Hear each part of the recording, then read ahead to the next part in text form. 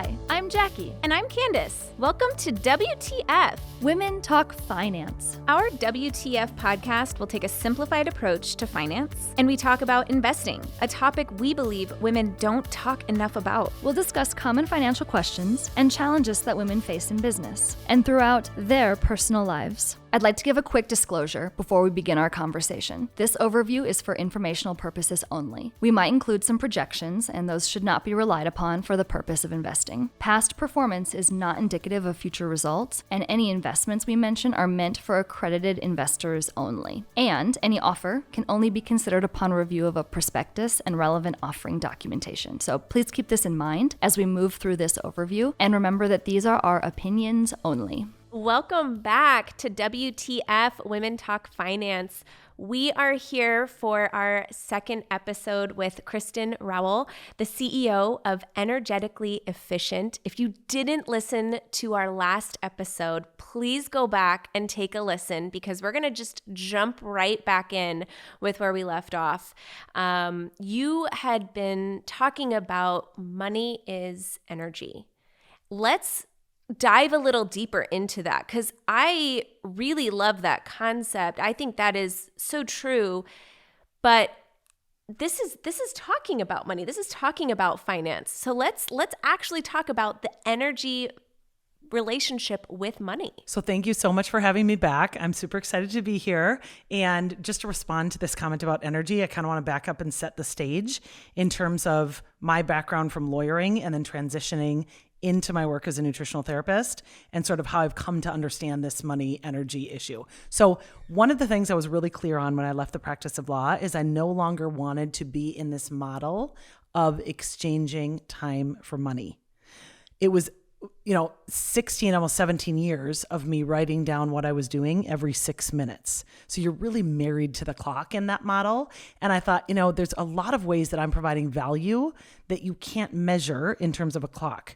And there's ways I'm providing value that could be giving so much more. I might spend a little bit of time on something, but it might have, what someone might put 6 hours of value on in terms of the work I was doing. So I say that because when I started my business, I came up with package pricing.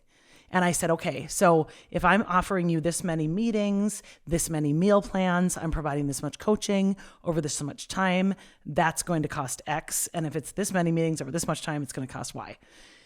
That model has worked really well for me because what it allows me to do is to really focus on the energetic exchange that I'm giving and putting all of my time and effort into really servicing the client instead of worrying about how much time do they have left on this plan?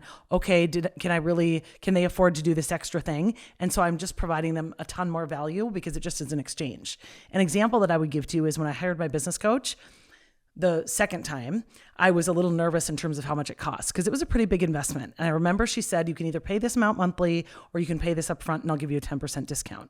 And so again, going back to what I shared in the first episode about exercising that trust muscle in the universe, is I said, okay, universe, all of the signs are telling me I should hire her. I feel like this is, even though it's a lot of money, I trust you and I trust that I'm going to make this money back. After I paid her that money, I made that money back in 48 hours. Okay. So this is what I'm talking about when I say money is just energy. And when you tell the universe, yes, I'm going to spend this money on having this person help me elevate my business so that I can serve more humans in this way, which is why I'm here. So I'm here exploring and serving in my sole purpose. You're going to reward me by giving me that money back within a couple days so that I know that I made the right decision. So I'm looking for things like that constantly in terms of how I'm building my business as affirmations from the universe. Yes, I've got you. Please continue to trust me. What you're doing is on the right path. I mean, this is transformative for most people's relationship with money. Our relationship with money it runs our life for most of us, right? I mean, that's so what you're saying is unbelievable. Yeah, typically the relationship we have with money comes, in my experience, from wiring or what we've been taught as we've grown up in society, right? Whether it comes from your parents, your siblings, your most intimate family relationships, and then how you move through the world in your first exchanges with society, whether that's you being 18 going off to college or getting your first job. And so I would love for you to talk about the name of your company, Energetically Efficient. Talk about what that means to you to be energetically efficient. And again, with that in regard to money. Okay, so thank you for that. My business is called Energetically Efficient. So that's my website. That's kind of my branding on everything. That name, as I think I shared in the first episode, came to me during a meditation. It was like the spark of, okay, that's what you have to call your business. And because my email address, just so everyone knows, is Kristen@energeticallyefficient.com, I say everything about me is efficient other than the length of my email address because it's so long. So I apologize to everyone when I have to give it out. However, okay, so going back to just this, what that means for me is really we have, I don't want to say a finite amount of energy because I say energy is just more, you can get more, you give more and you get more. And it really is the currency of everything we do in the world. So everything is about energy. That's why I say money is about energy, or money is simply an energetic exchange. It is. And the model that so many of us have grown up in is exactly what you both just shared, which is looking at money and sitting with money from a place of scarcity. I need more. I need more. Oh, am I going to have enough? Should I take that promotion? Should I get that new job? Oh, can I not leave this job? Oh, should I be with that partner? Do they make enough money? Everything comes from a place of scarcity, lack, competition, and fear, really. And I think the way that I would describe the way the world is changing, and this is why I feel like I'm one of the leaders in helping people understand this, is COVID is a perfect example of how the world has shifted, but the world really has changed. And I want people to open up to the fact that we have left the competitive, scarcity, fear-based, cutthroat, lack, shove each other out with each other's elbows to get to the top. We've left that in the old world. And where we are at now, for those of us who are already living in the new world, and for those of us who are headed there, it is abundance everywhere. Everyone can have money. Everyone can be abundant. Everyone can get paid to be who they are. Everyone can be in this ease and flow with money and not have to come from a place of scarcity and lack. One of the things I often say when people ask me about this career transition and what I think the next 20 or more so years look like is I say, well, I can tell you this. I no longer aspire to retire. I'll just reinvent myself. So I just think that maybe someday I'll be an author and I'll be writing a bunch of books, or I'll get paid for crafting or DIYing. Who knows? But the fact that we used to work to have all this money squirreled away and then live our life is so old school way of thinking. And if I may, I would just like to speak to that for a quick moment, because I think this is just really interesting. And when I learned this from several different spiritual teachers who I work with, it was like the light bulb went off and I was fascinated. So really what's happening on the planet right now from an energetic and spiritual standpoint is we have left, I keep referring to this old world, and that we're in the new world. So this transition on our planet started happening around the year 2000. And what that means is up until the year 2000, we were in what's called the Piscean era. And so you think of astrology, Pisces is the ending sign of the zodiac. It's really the ending. Now, for those of us who were born anytime before the year 2000, all we knew up until that year was the Piscean Model. Okay? Now, the Piscean Model was based on systems, structure, order, rules. Everything is linear. And I always say, here's the perfect example of Piscean.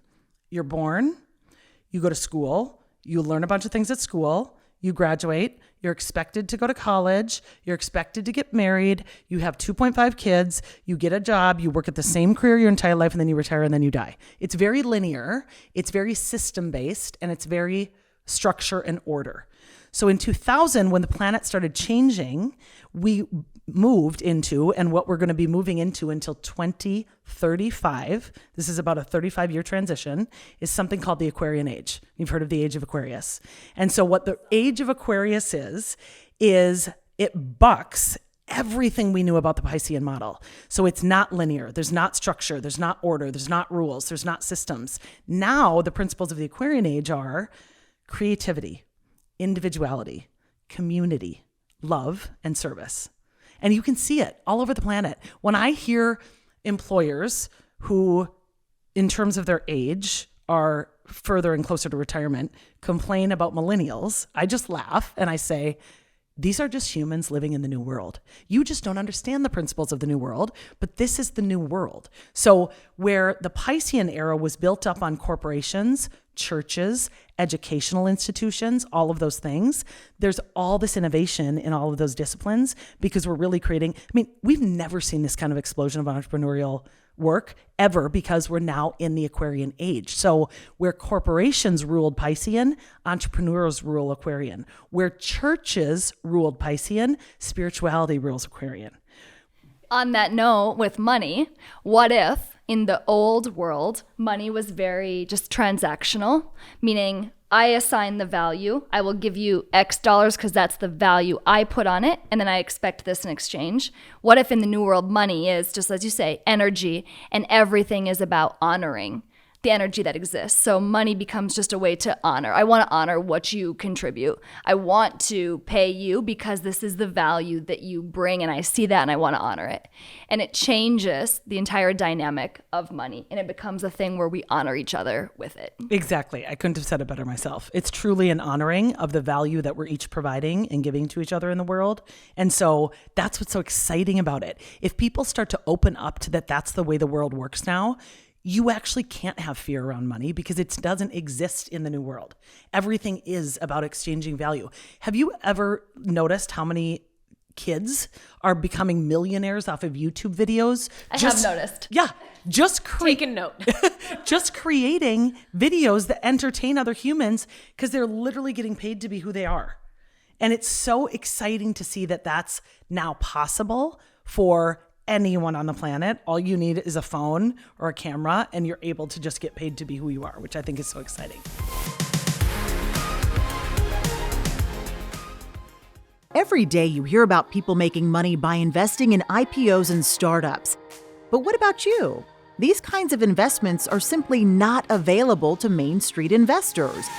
At Rowe Capital Group, we are committed to providing access to strategic, early-stage, primarily low-market correlated investment opportunities. Accredited investors go to rowecapitalgroup.com for more information. Rowe Capital Group, empowering your financial journey. We've even had an introduction of a new currency in that time. Since that time you mentioned, we have literally had the introduction of a new form of currency that could have never existed in the old world. So I think that's really an interesting takeaway. I think this shift could really change the way people use and experience money. And I think the fear base around money, if we could get rid of that, eliminate some of that, that would be incredible. I'm guessing there's some listeners who are saying, I don't have the privilege, or I don't have the ability to remove that fear that I have around money, that scarcity around money, because I am living deep in it, and I need like something actionable to get me to a place that I can have that comfort level with money. What would you say to that listener? Yeah, that's a great question. So I hear you in terms of that fear that some people are so mired in and they're so married to that they can't really see a way out. I will tell you that I can share an experience from the business coach who I work with now. She managed to get herself out of $60,000 in debt in 8 months by creating a plan for it and putting away a certain amount and manifesting her way out of the debt. So I know that sounds insane, but the point that I'm making is it is possible for people to do that, but it requires some sort of action on their part in terms of getting some help. So this particular coach ended up hiring a financial expert to help her out of that situation that she was in. And I thought that was just a really good example. It also, going back to what I've shared before, is it really requires taking that first leap of faith and exercising your trust muscle in something, and then saying, wow, okay, I guess I am protected. I guess just because, I've done this with things that I've spent money on that I know are of service for someone else, or the money that I've donated, or those kinds of things, and thought, okay, universe, I'm feeling guided to do this. So please show me that this was the right decision. And then I'll get that money back within a very short period of time. So I think it's really taking a little bit of a risk. Anyone who's going to stay complacent and not take a little bit of a risk probably isn't going to experience the rewards or the benefits of trying something new. So I would say trying something new is probably the most important piece of it. the ownership piece you touched on is really important too, because I think many people are living in that moment of fear or scarcity or misery. And it sounds like that specific coach put it on paper and looked at it and addressed it and manifested a solution. And I think many times we live in that moment of just like, I just am trying to survive. I'm trying to keep my nose above water at this point. And some of it is getting a little up, taking a look around, and getting a strategy. So I think that was really impactful. Yeah, it's a great point, because the other thing that I'll relate to that is energy. What you put your energy towards, or what you put your focus on, I should say, grows. So I'll just give a stupid example. I work really hard to not get mired into some of the political drama that's happening now, or, there's a lot of different sensational things that you see in the news. And I purposely don't spend time on it, because it is energy. And if you direct your attention towards it, it actually grows and gets bigger. And so I don't want it to grow and get bigger for the world. So same thing with this whole concept about money. If you actually devote your attention to creating a plan to get out of debt and get over that fear and face it, you actually will get out of it. Like, there's no question about it. You can do it. People get stuck and mired in their fear and get paralyzed and don't do anything, which is what keeps them stuck. And then they create that affirming belief that they're stuck, and then they're just more stuck. So it's really just making that one shift and having that, what do they call it? 5 seconds of courage, in order to be able to shift out of it and create a different future for yourself. I'm going to stick with what you said about the political stuff, just because I think it was a really striking example. If I was in that space where I was thinking about it, I'm going to go find that content. I'm going to see that content online or otherwise. I'm going to find my way into the conversations that just keep me spinning in that space. And it's going to amplify my feelings and my thoughts. And so, like you said, it just feeds itself, where it gets bigger and bigger and bigger. And that's just one example. That same type of energetic fueling happens on every level. Yeah. And let's stick with that example for a second, because this gets back to my whole point about why meditation is so important. That example that you just gave, and any sort of diversion that could be created, political or otherwise, is designed to keep us separate. And that is not what the world needs. The world needs us to be united. And that starts with getting in touch with yourself. So that goes back to meditation. Every time I feel like, I'm really curious what's happening with the Johnny Depp and Amber Heard trial. And I'm like, stop getting sucked into that drama. I'm going to use it as an example, right? Because I'm a lawyer. I can't help it. I want to know what's going on. And then I think, no, because it's energy. So now I'm devoting my energy to this saga and drama, which has so much virality and poison attached to it. It's horrific. And I would do a lot better if I would just sit and meditate for 10 minutes instead of reading about any of that on social media. It is the silliest example, but I guarantee you most of your listeners can probably relate. It resonates. Yeah, I hear you. I mean, I say to my 5-year-old, worry about yourself. All the time. And like, the reality is, I need to say that to myself. Worry about yourself. You've got a lot going on. You need to deal with yourself. And I love the idea that energy work and money are so related. I mean, that I think is mind-blowing a bit. I don't think people always connect that dot. Yeah. So thank you for connecting that huge dot, because that's changing people's relationships with their finances. It really is. And it's also just in terms of, I use the word energy, also just to share one other nugget with your listeners, it really is all about the frequency. So everything in the world vibrates at a frequency. So this microphone has a frequency, my water bottle has a frequency, I have a frequency, everything, living or dead, a table or a human has a frequency. And if we have a low vibration frequency around money, we're going to come at money from a place of scarcity, of lack. So one of the things I would encourage your listeners to open up to in terms of meditation is just to really explore or to meditate on intending for their frequency to rise with respect to money. I say in my meditations, when I'm grounding my feet into the earth, picturing that I have roots coming out of my feet, picturing that I'm literally grabbing nutrients from the soil and bringing them up into my body, connecting my crown chakra up to the top of my head to pure source. I say things like, I am joy, I am love, I am abundant, I am wealthy, I am of service, I am energetic, I am passionate. I say these things to manifest them into being, and those are real. That works. It really does. The universe, I heard this amazing woman who spoke at a Mind Valley event around, I can't remember where it was, but she talked about analogizing you creating your life to being an architect.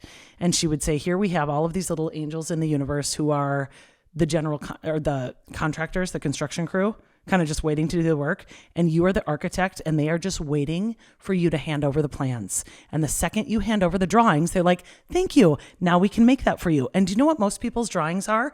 All the crap that's in their head. I don't have enough. I'm too scared. I'm not good enough. And so the universe hears that and is like, okay, I'll give you some of that. So if you literally can even manifest into being all of these positive affirmations to will yourself into that, the universe will respond and then reward you. I don't know anybody who does energy work, who does manifestation, who meditates, who is unhappy. I will tell you that right now. So I would say, to me, that is such an indicator that is such a great tool to have in your life, because everyone I know who has a healthy practice of energy work, meditation, manifestation, really loves life and lives life fully. So I really appreciate that conversation. That's a great reflection, because it's true. I noticed the same thing. So you mentioned the Piscean era, and we are now in the Aquarian era. How would you help guide someone who is kind of mentally used to and wired in that Piscean era, who says, oh, meditation isn't for me. I don't really believe in it, right? There are plenty of folks I know who are in that headspace. How would you guide them into just giving this kind of new mindset, perhaps meditation, anything in this new area? How would you guide them into giving that a chance? Yeah, fantastic question. I'll give the example of how I started, because this goes way, way, way back, and I didn't realize it's what I was doing at the time. I started asking for signs. And so I would pray for signs. And this started way back at the time, you guys, when I was really wrestling with whether I should get divorced. And I was this person who, obviously my parents have been married for a really long time. And I thought, I don't get divorced. That's not for you. And so I was really struggling with it. So I said, okay, whether you believe in God, higher power, you want to pray to a rock, I don't care who it is, but start asking, show me a sign, show me a sign. And so that's what I would do. And all of a sudden I would start to see things that were revealed to me that would be like, okay, whether it's number sequences or whether it's an event that would happen in front of me. You know, for me, it was unfortunate things that happened in my marriage that were bigger and bigger and bigger signs. But that was what I needed to wake me up to the fact that my decision to leave the marriage was the right decision, as I needed to have really loud. I said, can you make it a flashing red light, please? That's really big and in my face so I don't miss it, because I think I'm still missing some signs here. So did you get it? I the did. Red flashing light? They're like a neon divorce sign. Right. I was like, please make it big enough. So I would say ask for signs and then pay attention to them, because that isn't, it doesn't take any sort of meditation. It doesn't take any sort of woo-woo spirituality stuff. It really is you all of a sudden just paying attention to things that are being shown to you in your life and then saying, there might be something to this. What I'm hearing you say too is it's okay to be curious and just a little bit open. And this reminds me of when I first started my yoga practice, there was a pose that was so painful, right? And it was a pigeon pose, if you know what that is, where you're lying supine on the floor with one of your legs like crossed halfway underneath you. And my hips were so tight, and it was such a pose of fear for me. Like, no, we can't do this. And over time, I asked, what would it feel like if I could relax just a little in this pose? And it's just a question. It's just being curious. I wasn't saying you have to. It wasn't, this is going to be so scary, you're about to, it was, what would it feel like if I could relax just a little in this pose? So maybe same thing, if someone's having a mental hurdle with accepting kind of curiosity around these types of practices, start with just, what would it feel like if I were slightly curious about it? You said two really important things there, Jackie. One is, I love the word curious. I'm so curious. I say that a lot to the universe. When I don't know how something's going to go, or when I'm waiting for something to happen. I mean, even in terms of whether it's personal business or anything else, I'm so curious how you're going to show me X, Y, and Z, whatever it is that you want an answer to. And then the other thing that you mentioned about what if I was open to, or what, it's such a great way to approach it, because it doesn't force you to really change your whole entire belief set, but it just opens that door a tiny crack, and then all of a sudden you may be shown something that would surprise you. and be open, because I think that is, some of those messages are terrifying. I'm guessing the red neon sign can be real scary at various times. It is. You receive it and you're like, nope, that's not it. That's not the sign. No, wrong house. Go, keep moving. And then, the universe might come at you more aggressively next time. But truly being okay, that's the sign. Be open. I love that. And this concept of awakening, which is related to what we're talking about, and it's talked about in the spiritual world as spiritual awakening, but really it just means coming back to yourself and what you were designed to come here for. All of us came here, rendered into this body, are here to do something on the planet, and I really feel like it's our job to figure out what that is. And because we're programmed at such a young age from what we saw on television, from what we were taught in school, from what we were taught by our parents or other mentors, we all of a sudden wake up at whatever age in our 20s, 30s, or 40s, and the life that we're leading could very much be about what we were programmed to think we should be doing as opposed to what our soul really wants. So I do think each of us is responsible for figuring that out. And so meditation and being curious are two really great ways to figure it out. We could keep you here all day and maybe tomorrow as well, but we're not going to.